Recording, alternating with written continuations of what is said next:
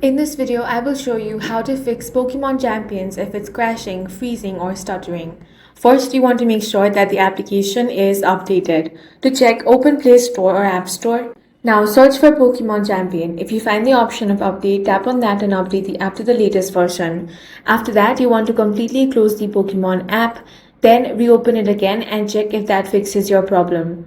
Next, you want to make sure that you're connected with the stable internet. You can switch between Wi-Fi and mobile data and check.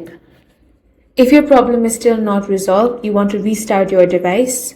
After restarting, open Pokemon Champion and check if that fixes your issue.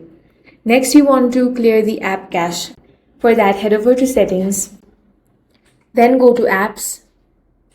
Now from this list, find Pokemon Champion. Now tap on Storage, then tap on Clear Cache. If you're still experiencing problem, you can uninstall the app and reinstall it again. That's all for this video. If you found it useful, make sure to hit the like button and subscribe for more videos like this.